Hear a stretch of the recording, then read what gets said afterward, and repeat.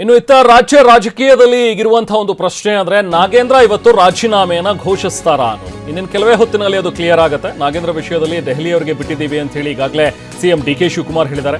ನಾಗೇಂದ್ರ ದೆಹಲಿಯಿಂದ ಬರ್ತಾರೆ, ಅವರೇ ಖುದ್ದಾಗಿ ನಿಮ್ಮ ಜೊತೆ ಮಾತಾಡ್ತಾರೆ ಬಿಡಿ, ನಾನು ಅದರಲ್ಲಿ ಏನೂ ಹೇಳೋಕೆ ಹೋಗಲ್ಲ, ಅವರೇ ನಿಮ್ಮ ಜೊತೆ ಮಾತಾಡ್ತಾರೆ, ಕಾಯ್ರಿ ಅಂತ ಹೇಳಿ ಡಿ ಕೆ ಶಿವಕುಮಾರ್ ಅವರು ಹೇಳಿರೋದು ಕುತೂಹಲಕ್ಕೆ ಎಡೆ ಮಾಡ್ತಾರೆ.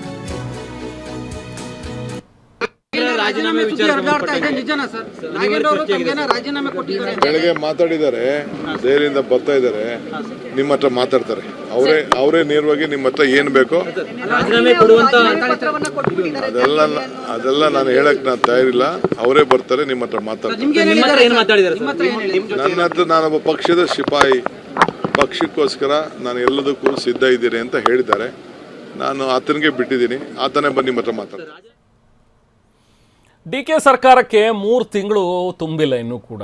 ಈಗ ಆಗಲೇ ಒಂದು ವಿಕೆಟ್ ಪತನ ಆಗಿದೆ ಅನ್ನುವಂಥ ಮಾತುಗಳನ್ನು ಆರ್ ಅಶೋಕ್ ಹೇಳಿದ್ದಾರೆ, ವ್ಯಂಗ್ಯವಾಡಿದ್ದಾರೆ ಡಿ ಕೆ ಶಿವಕುಮಾರ್ ಅವರ ಸರ್ಕಾರದ ಬಗ್ಗೆ. 25 ದಿನಗಳ ಒಳಗೇನೆ ನಾಗೇಂದ್ರ ರಾಜೀನಾಮೆ ಕೊಡ್ತಾ ಇದ್ದಾರೆ. ಇದು ಕಾಂಗ್ರೆಸ್ ಸರ್ಕಾರದ ಭವಿಷ್ಯ ಹೇಗಿರಬಹುದು ಅನ್ನುವಂಥದ್ದನ್ನು ತೋರಿಸುತ್ತೆ. ನಮ್ಮ ಬೇಡಿಕೆ ಅಂತೂ ಈಡೇರಿದೆ, ನಾಗೇಂದ್ರ ರಾಜೀನಾಮೆ ಅಂತೂ ಪಕ್ಕ. ಸದನದ ಒಳಗಿನ ನಮ್ಮ ಹೋರಾಟಕ್ಕೆ ಇದೊಂದು ರೀತಿ ಜಯ ಸಿಕ್ಕಿದೆ. ಕಾಂಗ್ರೆಸ್ನ ಈ ವಿಕೆಟ್ ಬಿಜೆಪಿಗೆ ದೊಡ್ಡ ಜಯ ಅಂಥೇಳಿ ಅಶೋಕ್ ಮಾತಾಡಿದ್ದಾರೆ. ದೆಹಲಿ ಮಾತಾಡಿದಂಥ ವಿಪಕ್ಷ ನಾಯಕ ಆರ್ ಅಶೋಕ್ ಕೊಟ್ಟಂಥ ಹೇಳಿಕೆ.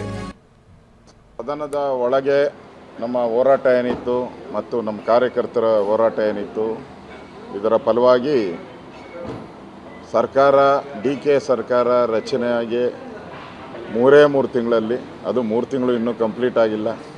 ನಾಗೇಂದ್ರ ಮಂತ್ರಿಯಾಗಿ ಇನ್ನೂ 25 ದಿನ 26 ದಿನ ಆಗಿಲ್ಲ, ಆಗಲೇ ಒಂದು ವಿಕೆಟ್ ಪತನ ಆಗಿದೆ. ಮುಂದಕ್ಕೆ ಇನ್ನೇನಿದ್ರು ಪತನನೇ. ಯಾಕೆಂದರೆ ನಾವು ನಾಗೇಂದ್ರ ವ್ಯಕ್ತಿ ಅಲ್ಲ, ನಮಗೆ ದಲಿತರ ಹಣ ನುಂಗಿದ್ದಾರೆ. ದಲಿತರ ಹಣ ತಿನ್ನಬೇಕಾದ್ರೆ ಅವ್ರು ಯೋಚನೆ ಮಾಡಬೇಕಾಗಿತ್ತು. ದಲಿತರ ಹಣವನ್ನು 187 ಕೋಟಿ ಲೂಟಿ ಹೊಡೆದಿರೋರು ವಿರುದ್ಧವಾದಂಥ ಹೋರಾಟ ನಮಗೆ. ನಾವು ಮಾಡಿದಂಥ ಹೋರಾಟ, ಹಗಲು ರಾತ್ರಿ ಧರಣಿ ಎಲ್ಲ ಘೋಷಣೆ ಮಾಡಿದ್ವಿ. ಸರ್ಕಾರ ಎದರಿ ಅಧಿವೇಶನನೇ ರದ್ದು ಮಾಡ್ತು. ನಮ್ಮ ಬೇಡಿಕೆ ಏನಿತ್ತು, ನಾಗೇಂದ್ರ ರಾಜೀನಾಮೆ ಕೊಡೋವರೆಗೂ ವಿರಮಿಸುವುದಿಲ್ಲ ಅಂತ ನಾವು ಹೇಳಿದ್ರಿ.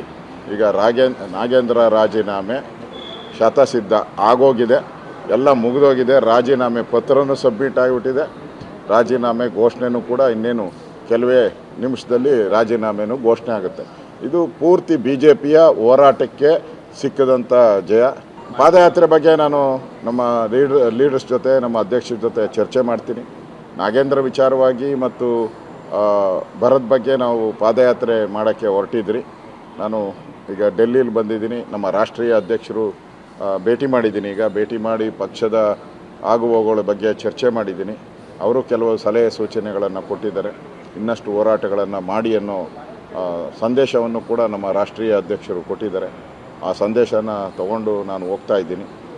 ಕರ್ನಾಟಕದಲ್ಲಿ ಮುಂದಿನ ದಿನಗಳಲ್ಲಿ ಇನ್ನಷ್ಟು ಒಳ್ಳೆಯ ಹೋರಾಟ, ಜನಪರವಾದಂಥ ಹೋರಾಟ, ರೈತರ ಪರವಾದಂಥ ಹೋರಾಟ, ಬಡವರ ಪರವಾದಂಥ ಹೋರಾಟವನ್ನು ನಾವು ಮುಂದುವರಿಸ್ತೀವಿ.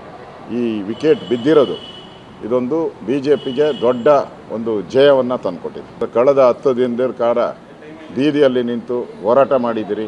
ವಿಧಾನಸಭೆಯಲ್ಲಿ ನಿರಂತರವಾಗಿ ಧಿಕ್ಕಾರದ ಘೋಷಣೆಯನ್ನು ಕಾಂಗ್ರೆಸ್ಗೆ ಕೂಗಿದ್ದೀರ.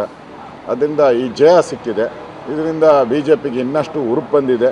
ಮುಂದಿನ ದಿನಗಳಲ್ಲಿ BJP 2028ಕ್ಕೆ NDA BJP ನೇತೃತ್ವದ NDA ಸರ್ಕಾರ ಬರೋವಂಥದ್ದಕ್ಕೆ ಇದೊಂದು ದಾರಿದೀಪ ಆಗ್ತೈತೆ. ಎಲ್ಲರಿಗೂ ಯಾರ್ಯಾರು ಈ ಹೋರಾಟದಲ್ಲಿ ನಮಗೆ ಸಹಾಯ ಮಾಡಿದ್ದಾರೆ ಅವರೆಲ್ಲರಿಗೂ ನಾನು ಅಭಿನಂದನೆಗಳನ್ನು ಸಲ್ಲಿಸ್ತಾ ಇದ್ದೀನಿ.